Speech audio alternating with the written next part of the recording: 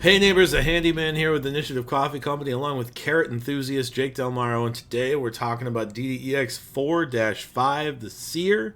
Writer Ron Lundeen, editors Claire Hoffman and Travis Woodall. This is a 2-hour mod for Tier 1 play, tuned for 5 4th level characters.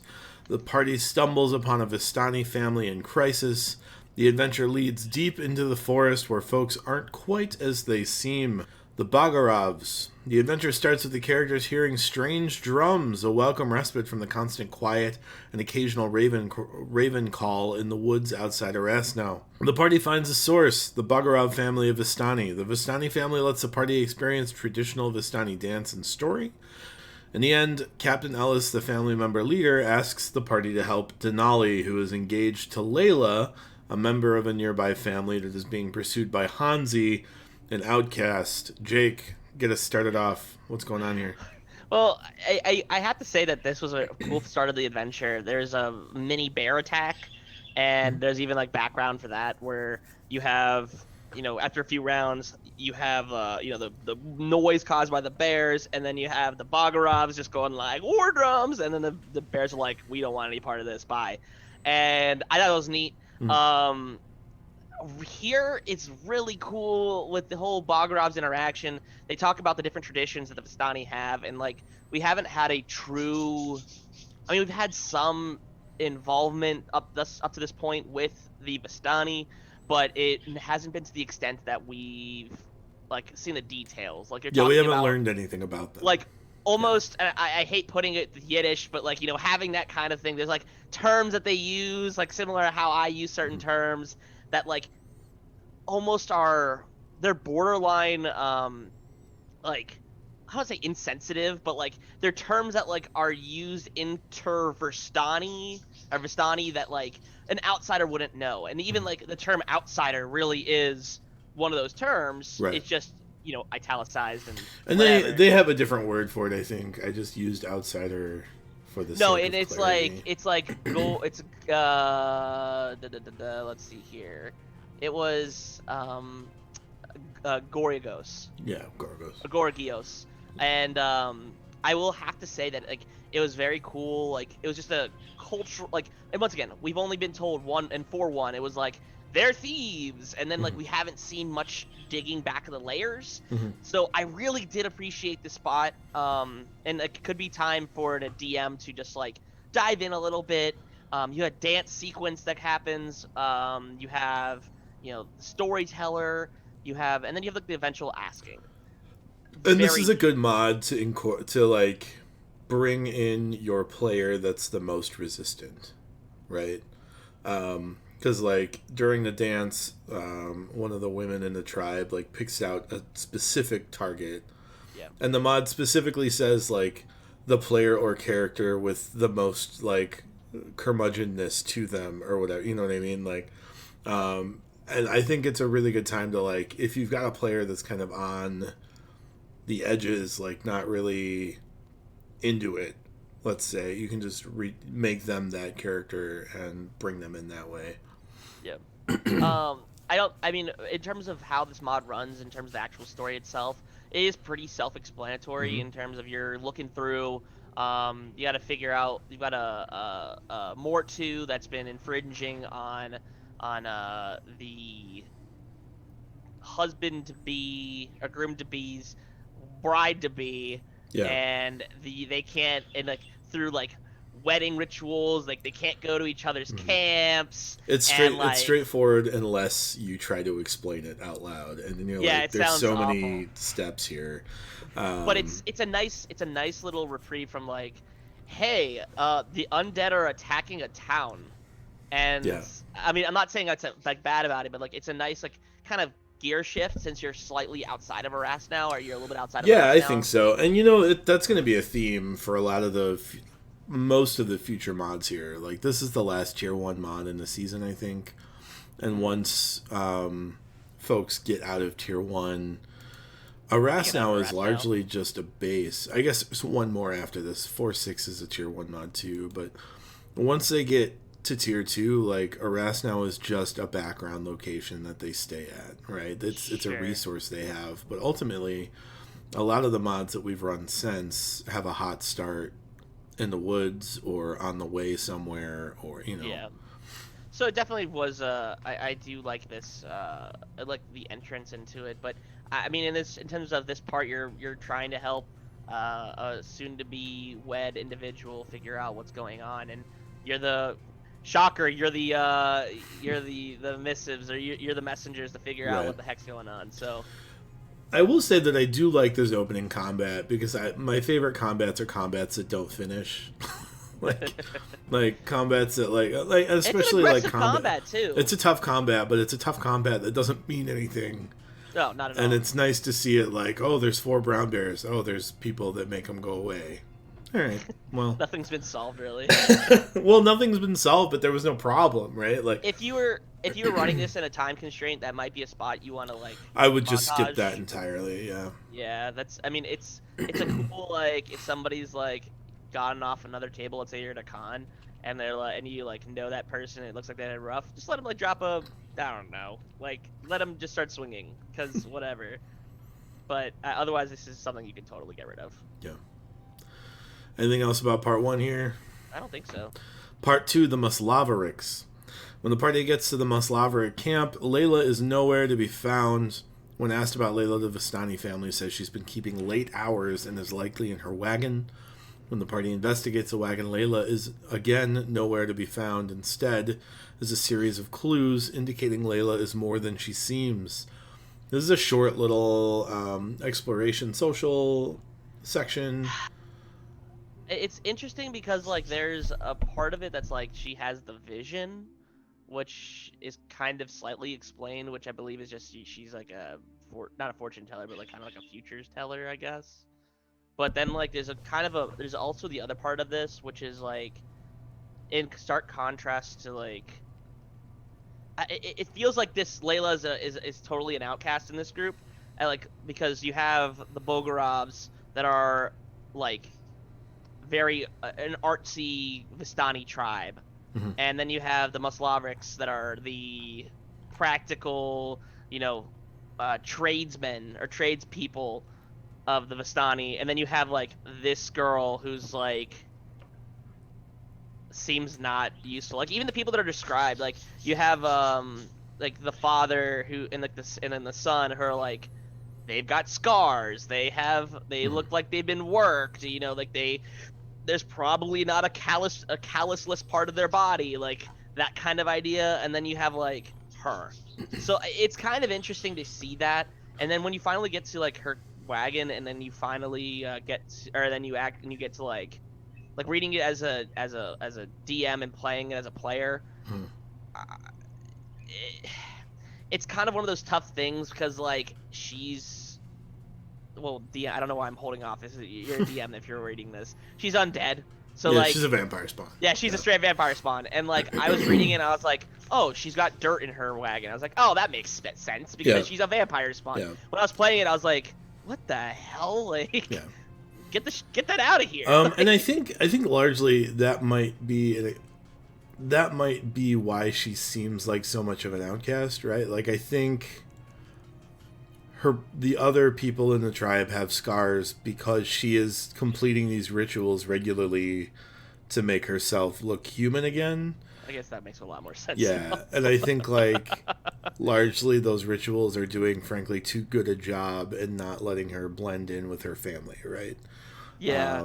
So I think like it's all there's a reason for it all. I just don't think the mod does a particularly good job of explaining that, right? But and you know what? In terms of the rest of the mods we run, like this is the first major it's not even major. It's like severely minor thing that like you know what? It kind of leads to the whole hey, she's trying to figure out her new existence kind of thing, and she might not be able to fit in as well. But we'll the Adventures go and figure that out real fast. Right. Solve our child problem for us. Solve the problem, and we'll go kill our daughter, kind of thing. Right. But like even how the playing the NPCs was very interesting. It's like, oh, she's gone. Like, yeah, Right. She's gone. Like, There's not there's like no an saving emotional her. reaction It's like, to the party coming back after killing their daughter. They're just like, oh, she was a vampire. Thanks for taking care of that. well, yeah, she's like, well, we thought we. They're like, I think it says like they were like they've considered her a lost like thing now because like she's disappeared and like is not nowhere to be found. They're like, well, I guess we got to find a new one. Yeah, and I think some of this goes to the reasoning that Wizards has been so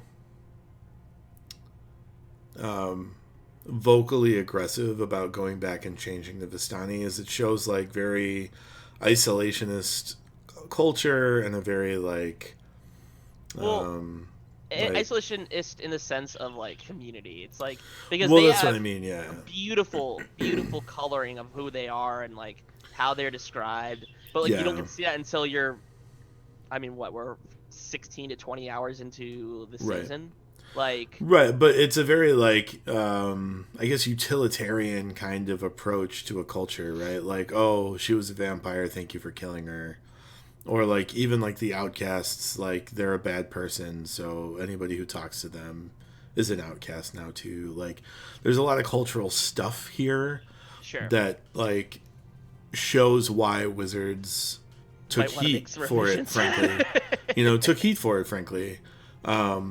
I think it comes up a lot more in the mods than it does in the hard book. Oh, sure.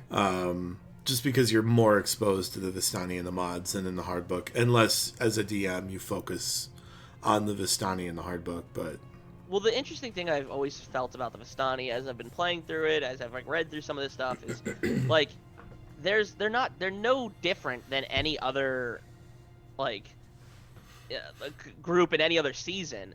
It's just we've peeled back a layer or two. Like, well, you've tied it to a heritage now instead of tying it to like an organization that's joined, right? Like it's the Vistani families instead of the Dragon Cult, right? Like, and I guess like I sit here going like they're a non-threatening NPC group, and I guess that's probably also another reason. Like they don't need to be, they're not going to be hostile because they have a zero desire to be hostile unless you're hostile towards them, and then they'll beat you up. Yeah. Because that is a fight I would not want to be a part of. But like, I think the other thing that's really stood out is because they are the only real color in this world, in this demi-plane, that like there's a Ras now, and it's like you had, or even if you like played Strahd, and it's like welcome to Barovia, and then like they have a picture, and it's like these people that look like just like grayscaled, and these are the only people that are like and I don't know if that's the intent. Oh, it's probably Barovia. not. That's how I've been running Barovia. Is it's mostly grayscale and important parts have pigment, but yeah, it's Pleasantville. A little bit, yeah. Not, I don't know. Not like I said, not to say Pleasantville rationale, but it's Pleasantville. People get their color for very other reasons. Yeah, but I don't know. Like, I don't know if that's the intent. That might be like a. But I like that because part I'm putting into it. But I think that in terms, even as a reader of it, it doesn't feel like it's grossly manipulated. It's bringing attention to an interesting topic. It's not in our group. It's not for every group, of course. DMs beware. Know your party, know your group. Like there is some stuff in this. If you're running season 4, you clearly have an understanding. It's not like somebody's gonna hand you a season 4 mod at a con, because like this is a commitment. This will lock players in. And like nobody runs season 4 at cons, first of all, right? Like unless they're running the full thing, right? Or I guess if you were running like a vampire convention, maybe like you would. Even then, you'd probably find other things. Yeah, like because this is just too damning of a thing where you're trapped. Your character is now trapped. Yeah. Like I know once until this like you have to run 6 mods to have access to escape. Yeah. Or you just have to, and then there's outside stuff where you can like you have to have downtime to get out, but like. If someone did this to my character, I probably first off, you're signing up for that. But like, without knowing ahead of time, it would be frustrating for me as a player to be like, oh, so no my character's locked. Cool. Yeah, and that's, but like even still, this is a very interesting situation. I know we've gotten really far off track on that, and that's probably going to be a consistent theme throughout the next however many mods we got to do. A few mods, yeah. I mean, I think it's valuable though, right? Like, I think it's important to think about the season as a whole, because it's going to help you throughout each mod, right? Like, I don't know how our viewers want to play the Vistani, right? Like, when this stuff was written, the Vistani were merchants of the mists and like worked for Strahd and dragged people into Barovia. But then it's slowly shifted. Yeah, I also don't think that's a particularly interesting way to play the Vistani, right? I mean, I think that there's value to it, and then maybe you say there's certain Vistani tribes that do that. Yeah, I think there's a lot of room here to kind of explore how you and your table are going to treat kind of all of these issues, right? Like what Barovia looks like, what the Vistani are, what Strahd's intent is, what, you know, like what the mists are, like is Strahd in charge or are the mists in charge, right? Like, and we'll get to other mods later where like that question comes up even more. Stay tuned for I think 4-10. But until then, just sit on the edge of your seat, I guess. Anyway, part 3, the Standing Stones. As the party follows Layla's trail further into the forest, they are beset by an encounter with undead. After defeating the monsters, they find themselves in a series of standing stones, where Layla is performing a ritual sacrifice to maintain her human appearance. She has in fact been turned into a vampire spawn. Hanzi is ready to die for his love. After defeating Layla, the party can share the dour news with both families of Vistani. I think this is a pretty tough fight. Vampire spawns aren't like an easy fight for a tier 1 table. Right? I think they're CR6. I mean, it's definitely kind of like how I feel about the what is it, the vampire spawn fight with the Dragon Gleam and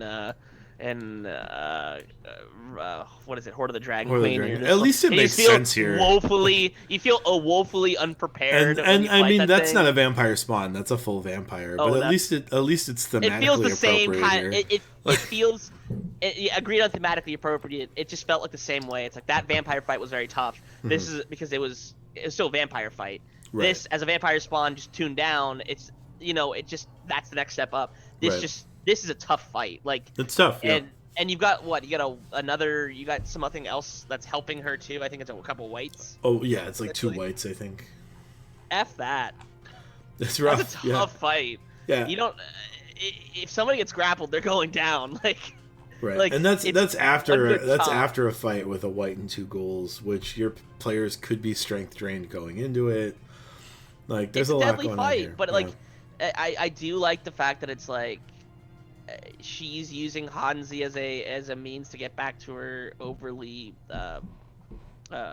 pedicured self, and it's just interesting.